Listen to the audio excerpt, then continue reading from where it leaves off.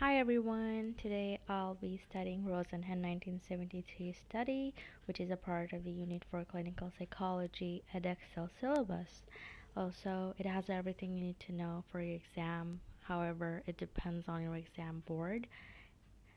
So, before we start the video, I would recommend using headphones to watch this video for better sound quality. Okay, so let's start.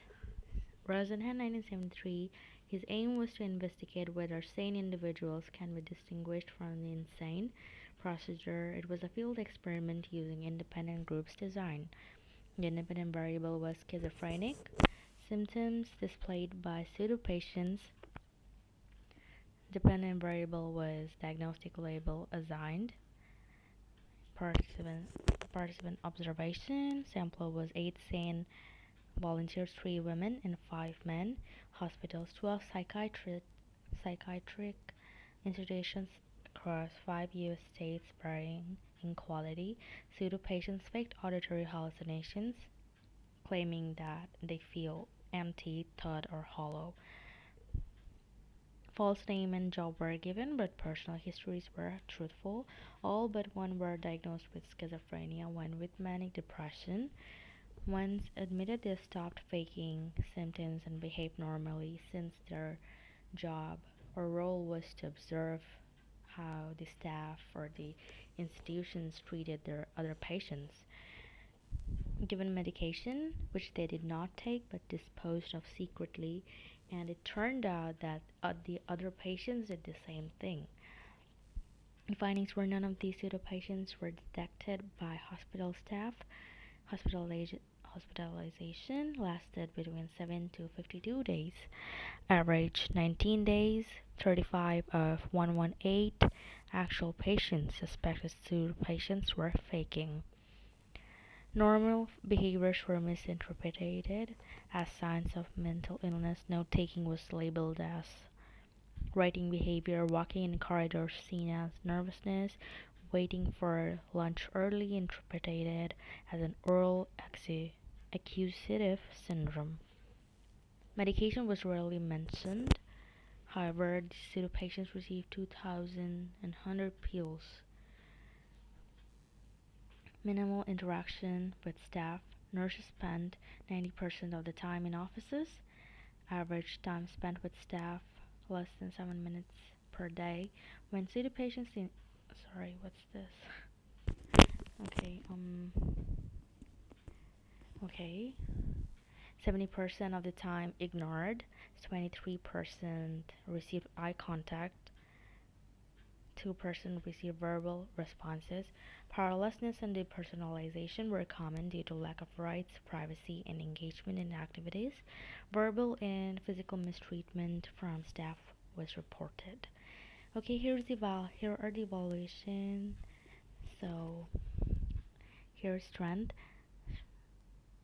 standardized procedure, which indicates high reliability. All 8 pseudo patients received identical training to behave the same way. They reported the same systems. Generalizability and reliability. Findings are generalizable since the hospital varied in size, type, and location. 12 hospitals across 5 states, public, private, old, and new. Not limited to one area or type of institution.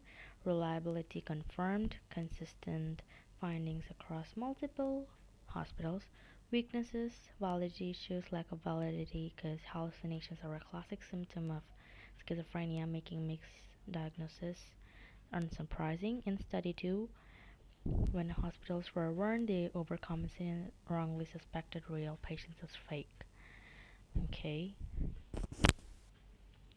And then context influences perception. Staff expected schizophrenia, so they interpreted behaviors accordingly. Ethical issues: deception, potential harm. Deception because the hospitals were unaware of the study. Potential harm because pseudo patients occupied spaces that could have gone to real patients. Counter argument: pseudo patients did not disrupt care, as the study found patients received minimal attention. However, there were supporting and contradictory studies as well. Lawrence Slater, 2004, from Opening Skinner's Box, visited 9 emergency rooms claiming to hear voices like Rosenhan's study, diagnosed with depression with psychosis and prescribed antidepressants, supports Rosenhan. Misdiagnosis still occurred decades later. However, this is where you write about Spitzer et al. 2005 sent Slater's case details of 431 psychiatrists for diagnosis. 73 responses were 86% ruled out psychotic behavior, but non-prescribed antidepressants. Antidepressants contradicts Rosenhan, argued that his study exaggerated flaws in psychiatric diagnosis. Here is the conclusion: context influences diagnosis. Once labeled schizophrenics, behaviors were interpreted accordingly. Schizophrenia labels persist.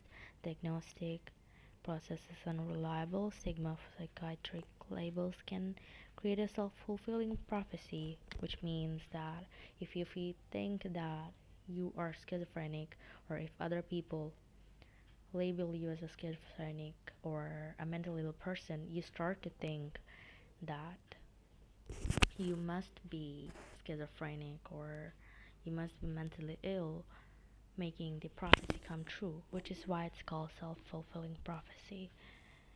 Okay, so that would be all, and I hope this video was helpful, and if it was, make sure to comment, and if you have any questions, feel free to ask me.